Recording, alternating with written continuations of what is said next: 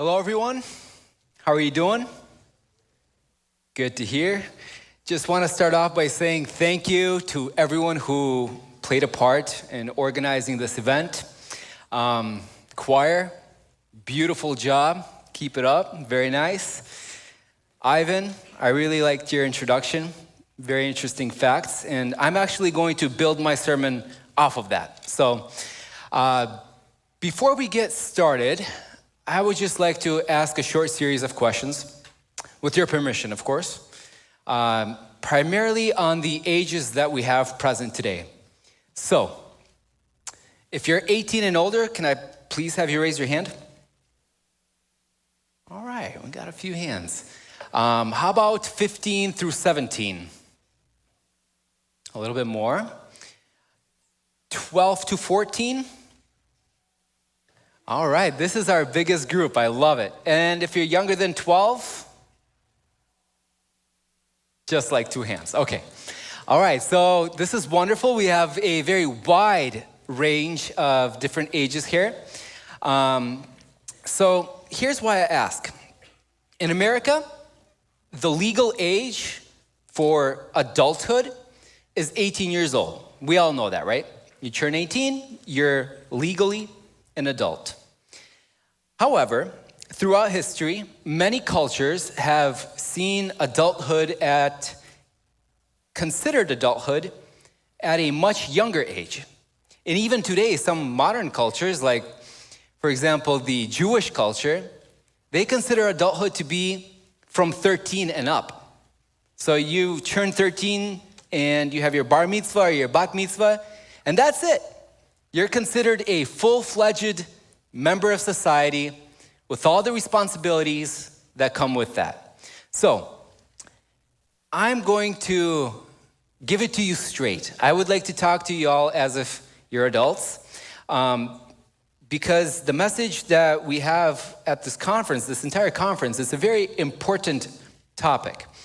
And I prayed that my message will challenge you and hopefully put you on a small pivot point, even if it's like 1 or 2 degrees of change. A small change today can really affect the overall direction of where we end up. So let's dive right in. If we could pull up the first text, we will be reading from Ecclesiastes Chapter 3 and starting with verse 1. To everything there is a season and a time to every purpose under the heaven. The text goes on, and we're about to hear this beautiful, almost poetic contrast of the different extremes that we can see in life. And so we continue reading.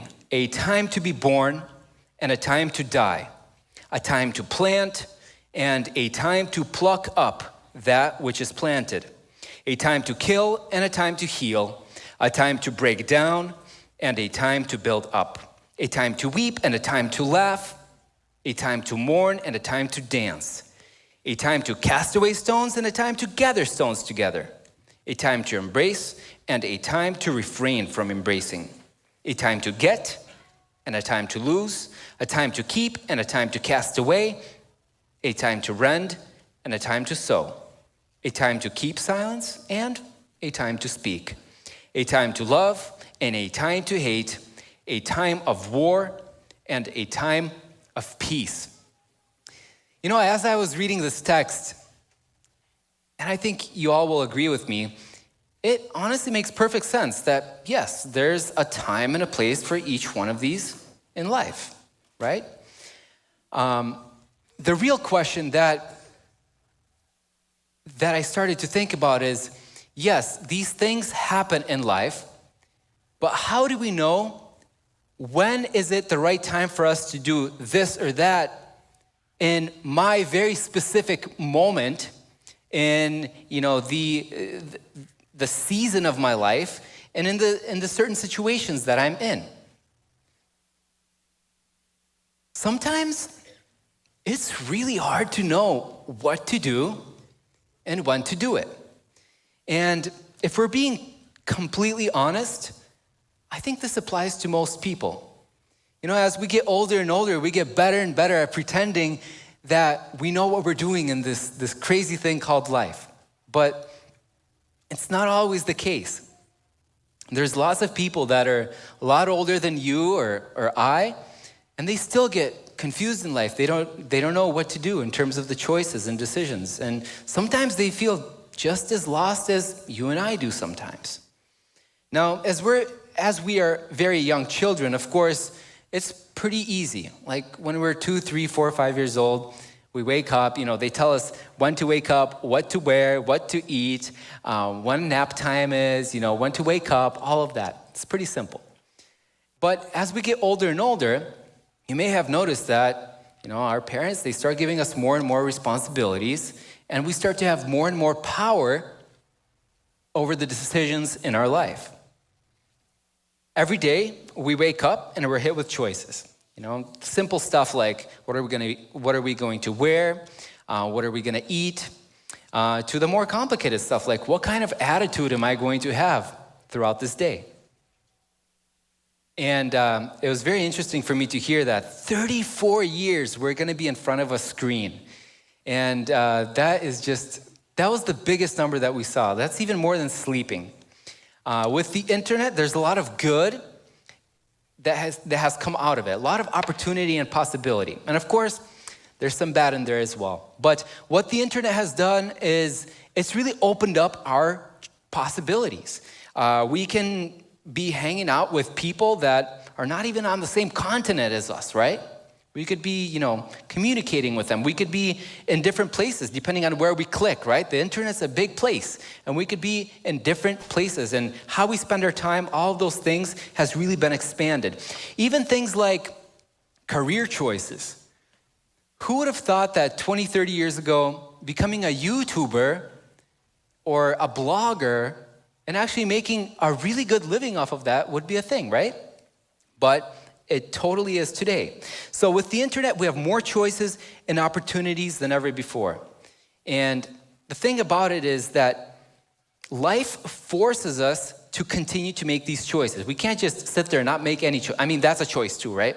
So choices happen for the better or for the worse, but they keep happening. And I think it makes perfect sense, and you all would agree with me that our choices, they carry consequences. That's easy, right? We make choices all the time, and right away we see the result of our choice. For example, we're at a conference here today, and there's lots of new faces, lots of new people, and let's say you make a choice to be friendly, to be nice, and you just smile at someone that you've never met before. Just give them a big smile. Now, in most cases, I'm not saying that this is a rule, but most people will smile back at you, right?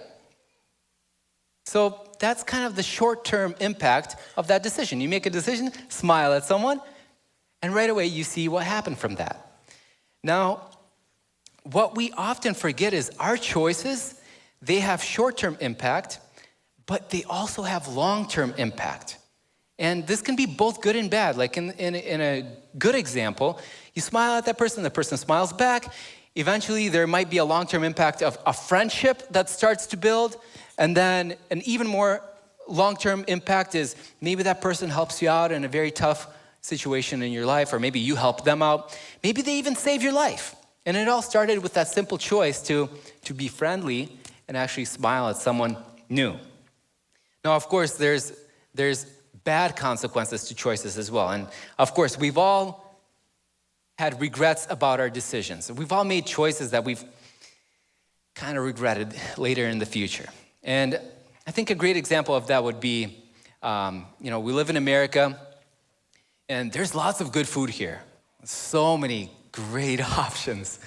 But not everything that we see here is always healthy. There's tons of fast food out here, right?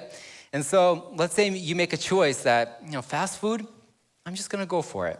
I'm really craving tacos or burgers or pizza. And the short-term impact of that is great. Your taste buds are so happy, and you feel awesome. The sensations in your mouth are just like fireworks. It's so great. But then we feel the long-term impact of that, right? Maybe a couple hours later, we feel bloated. and tired, and then we don't want to do anything for the rest of the day. We just want to sleep. And maybe if we continue making that choice and we keep doing that day after day, well, maybe a few months later, we've gained 20 pounds. And then if we continue doing that, there's an even longer term impact. We can start having health issues and more serious stuff will start happening. So what I'm trying to say is every single choice that we make, it's got so much power behind it, both on a short-term level and on a long-term level as well. Now, here's the really scary part.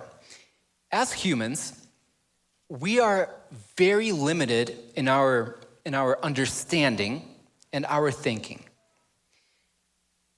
One person once said that the more you know, the more PhDs you start getting, the more and more you realize that you don't know anything. And science tells us that we use a very small percentage of our brain power. I think it's like 1 or 2%. So what our brain is capable of, we're using like a tiny amount. On top of that, as humans, and this is normal, we see life from our personal, subjective point of view.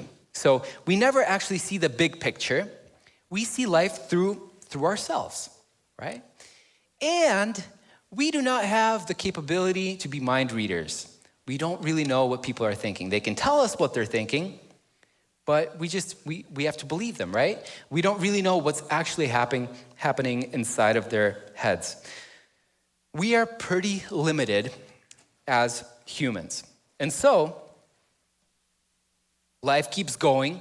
We have to continue making choices, and we're faced with, as we read in the text, with choices. Is it time to love or hate? Is it time to kill or heal? Is it time for this or that? How do we know what to do in our very specific situation? It's hard to know sometimes, isn't it?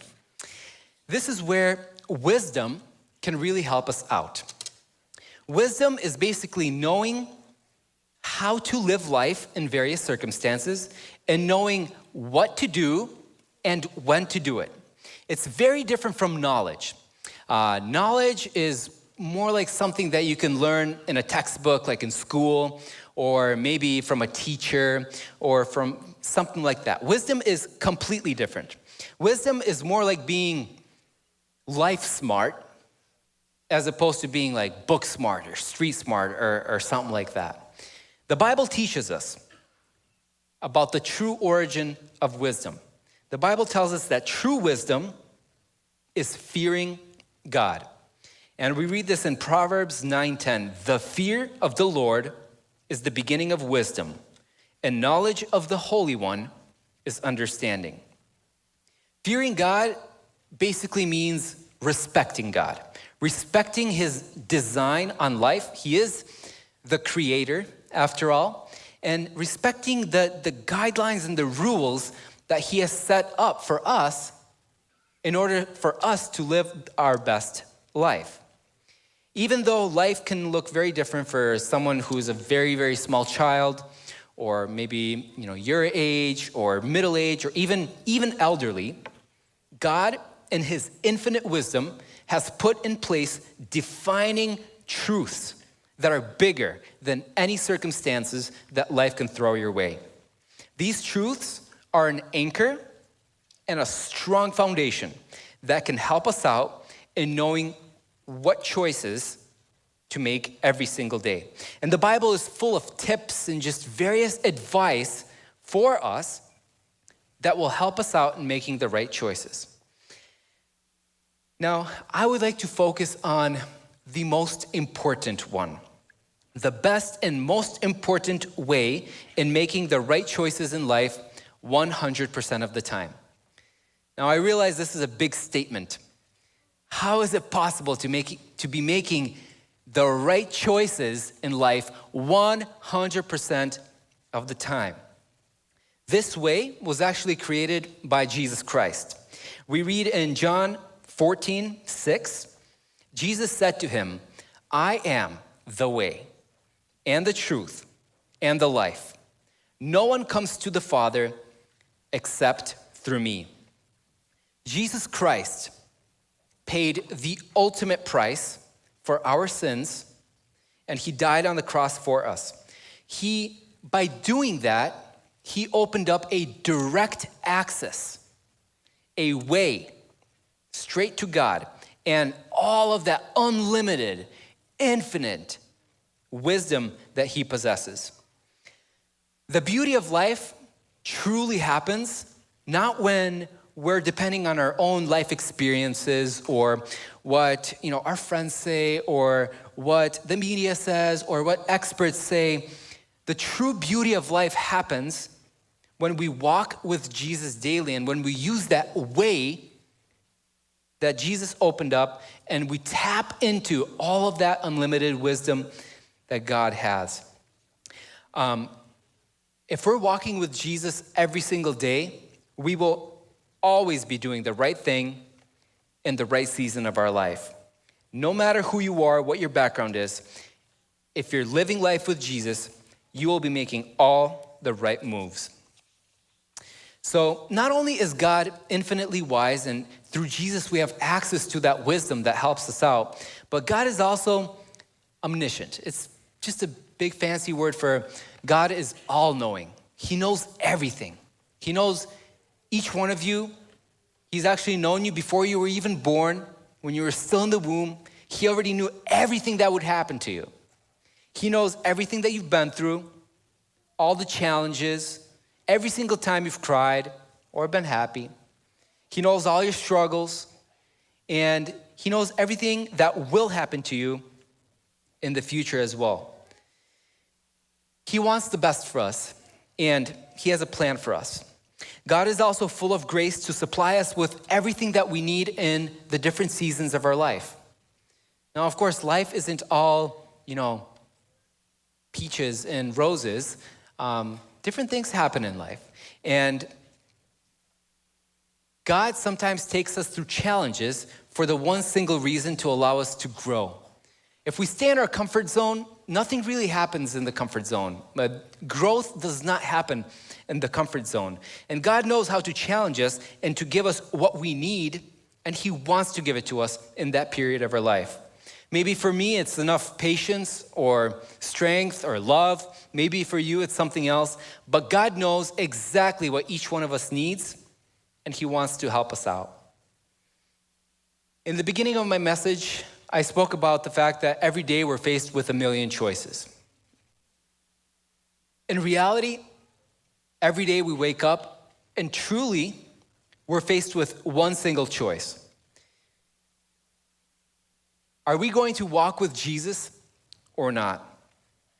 Spiritual life is a battlefield, and we have to fight for our success. One person once said that success is never owned.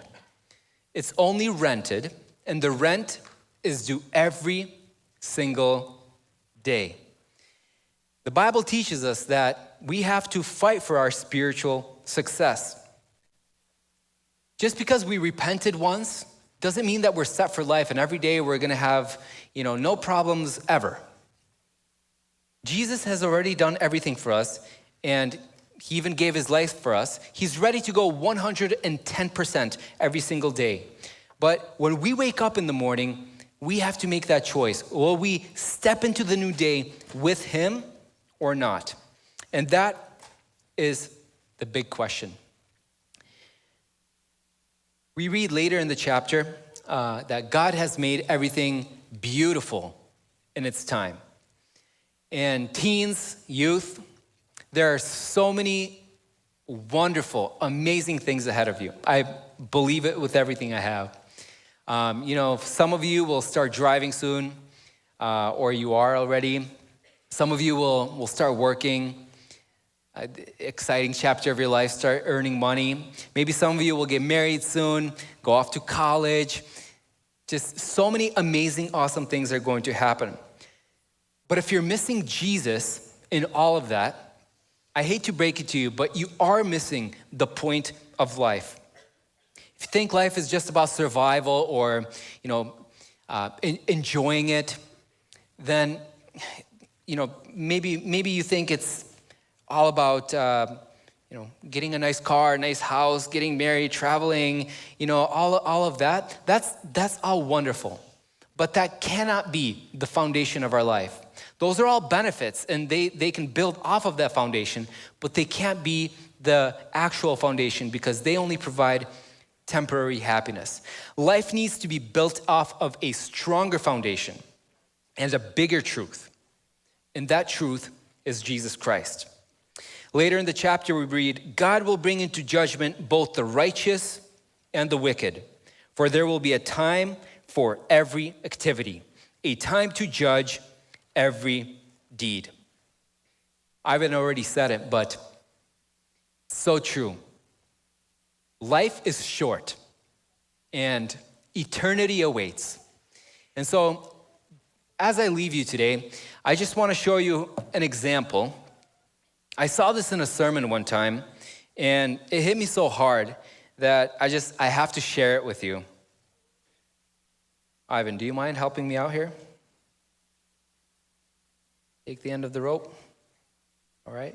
And then can you walk down the aisle there? So I've got a little bit of tape here on the end of the rope. It really is a little bit. Can you guys see this? Yeah?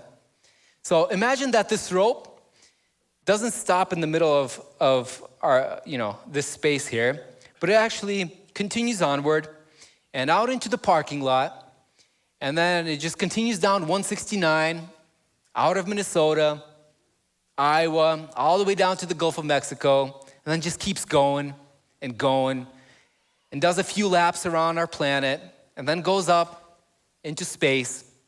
That's eternity. Now, compared to eternity, this little piece of tape symbolizes our short life here on earth. Now, here's the important thing. This little bit, compared to eternity, is what determines where we're going to spend the rest of our actual life after we leave this planet. The choices that we make right here are incredibly important. We spoke about short-term and long-term impact. And yes, we do see long-term impact here on life on earth, but the real long-term impact is going to affect eternity.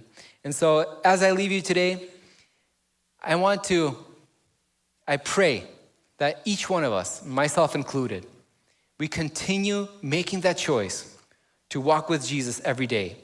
And that will allow us to be making the proper choices, the correct choices, 100% of the time. Thank you for everything. Amen.